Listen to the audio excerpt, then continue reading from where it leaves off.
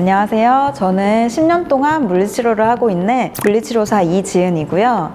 저는 지금 현재 신경계 손상 환자분들을 치료하고 있는데요. 신경계 손상 환자분들이 쉽게 말씀드리면 뇌와 척수를 다쳐서 이제 몸에 마비가 오신 분들의 재활을 돕는 그런 쪽이라고 생각하시면 됩니다. 저는 일단 먼저 병원에 출근을 하면 제가 지금 입고 있는 이 치료복으로 갈아입어요.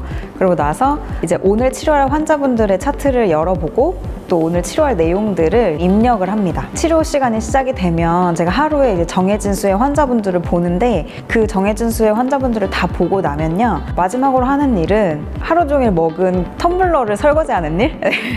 그 설거지를 해놓고 이제 치료 시간표를 마지막으로 한 번 더 확인을 합니다. 그 다음에 이제 치료복을 갈아입고 퇴근을 합니다. 환자분들이 오시게 되면 저희는 어느 부분을 얼만큼 다치셨고 그래서 지금 현재 몸에서 일어나고 있는 일들이 어떤 것인지를 명확하게 판단을 한 후에 어떻게 치료사로서 치료적으로 해결할 수 있는지 치료 계획을 세우게 돼요. 굉장히 고령의 어르신분들 같은 경우에는 컨디션이 남들보다 더 많이 떨어지시기 때문에 실질적으로 치료를 할 때 저희가 좀 더 그런 컨디션을 고려해서 수준을 조절해 나가면서 재활치료를 하고 있습니다. 물리치료사는 크게 이제 나눠서 설명을 해드리면 운동치료랑 통증치료로 나눌 수가 있어요. 통증치료는 뭐 통증이 있는 부위에 초음파나 이런 열 치료 같은 것들, 전기 치료 같은 것들을 해드리는 것이고, 운동치료 같은 경우에는 신경계 손상 재활과 근골격계 손상 재활로 나뉘어요. 제가 하고 있는 일이 그 신경계 손상 재활이고, 근골격계 재활은 오십견이나 디스크 같은 근육과 관절에서의 문제로 인해서 발생되는 문제들을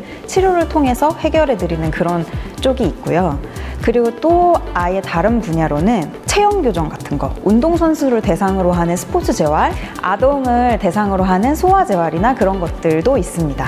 물리치료사가 되기 위해서는 물리치료사 면허증이 필요한데요. 그 물리치료사 면허증을 따기 위해서는 우리나라에 있는 3년제나 4년제의 물리치료학과를 졸업해야지만 그 시험을 볼 수 있는 자격이 주어집니다. 그래서 졸업생 때 이제 그 물리치료사 국가고시를 보고 거기서 합격을 하면 면허증이 나와서 취업을 하게 됩니다. 그 물리치료사 공고가 올라오는 홈페이지들이 몇 가지가 있어요. 물리치료사 협회 홈페이지도 있고 또 이제 뭐 네이버 카페 같은 데 공고들이 굉장히 많이 올라오는 편이기 때문에 본인이 원하는 지역이나 조건들을 맞춰서 본인이 알아가면서 취업을 하시면 되는데, 취업 준비 과정은 사실은 크게 없습니다. 왜냐면 물리치료사 세계에서는 임상 경력이 중요하기 때문에 저희는 서류보다는 면접에 좀 더 비중이 큰 것 같습니다. 물리치료사는 대부분 환자들을 직접적으로 이렇게 대해야 하는 직업이기 때문에 말투, 또 뭐 성품 같은 그런 인성적인 부분들을 많이 고려를 해서 이제 면접을 치르는 것 같고요.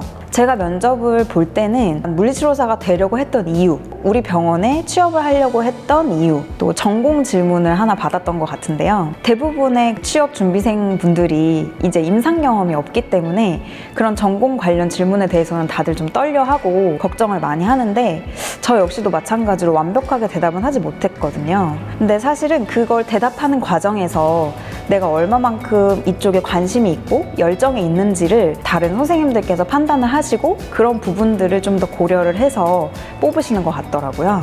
네, 저는 그 고등학생 때부터 물리치료사가 되고 싶었는데요. 제가 학교 다닐 때 공부를 좀 열심히 한 편이기는 했는데 그 과정에서 너무 스트레스를 많이 받았었어요. 그래서 뭔가 대학만큼은 제가 이제 일상생활에서 사용할 수 있는 그런 지식들을 공부하고 싶다라는 생각이 들었는데, 이제 물리치료사가 아무래도 좀 인체에 대한 공부를 하다 보니까 이 지식은 내가 평생 사용을 할 수 있겠다라는 생각이 들어서 네, 그쪽으로 꿈을 갖게 되었습니다. 장점은 환자분들의 남은 생에 뭔가 삶의 질을 높여드릴 수 있다는 보람을 얻을 수가 있고요. 그리고 또 이직의 자유로움과 또 취업이 다른 쪽에 비해서는 좀 쉬운 편이라는 거, 네, 그게 장점인 것 같고, 단점은 이제 뭐 손목이나 허리 같이 저희가 치료 중에 많이 사용하는 관절들은 거의 통증을 좀 달고 사는 그런 부분들이 좀 단점인 것 같습니다. 많아요. 저희는 아무래도 자세를 분석하고 동작을 분석해서 문제점을 파악한 후에 재활을 진행해야 되는 그런 일이기 때문에 그냥 버스를 타고 가다가도 길거리 지나가는 사람들 걸음걸이를 분석하면서 아, 저 사람은 어디가 안 좋겠다 이제 이렇게 얘기를 한다든지 주변 사람들이 잘못된 자세로 앉아있거나 잘못된 행동이나 동작들을 할 때 아무래도 잔소리를 많이 하는 편이기는 해요.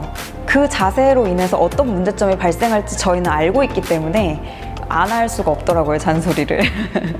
그리고 그런 것도 있어요. 환자분들께 걷는 거를 가르쳐드리고 할 때 아무래도 불안함이 있다 보니까 항상 예의주시하고 잡을 준비를 한 상태로 재활을 하거든요. 버스에서조차 저도 모르게 누가 넘어지려고 하면 확 잡게 되는 그런 직업병도 있었던 것 같습니다. 다리를 꼬고 앉으면 한쪽 다리를 꼬고 이렇게 앉으면 골반의 위치가 달라집니다. 근데 이 상태로 계속 있다 보면 척추가 또 이렇게 변형이 될 수가 있는데 그 상태로 잘 살다가도 재채기를 아침에 확 했는데 디스크가 튀어나와서 자리에서 주저앉아서 병원에 실려오고 이런 젊은 환자분들도 많으세요. 근데 이거는 사실은 겪어보지 않으면 잘 모르고 내가 수년간 내 버릇대로 앉아 있었던 변형된 이 자세를 고치기에는 시간뿐만 아니라 노력과 돈이 또 들기 때문에 통증이 생겼을 땐 이미 늦어요. 지금이라도 자세를 좀 바르게 하시려고 노력하시는 게 좋을 것 같습니다. 물리치료사는 아픈 사람들의 남은 생애, 삶의 질을 바꿔드릴 수 있는 굉장히 중요한 직업입니다. 그리고 시간이 흘러서 아무리 기술이 발전을 하더라도 기계가 대체할 수 없는 그런 일이에요. 사람 손으로 직접 하는 일이기 때문에 따라서 물리치료사는 끊임없이 평생 동안 공부해야 하는 직업입니다. 지금 혹시 물리치료사를 꿈꾸고 계신다면 내가 정말 치료를 잘하는 멋있는 치료사가 돼야지 라는 목표를 가지고 열심히 노력을 해주셨으면 좋겠습니다.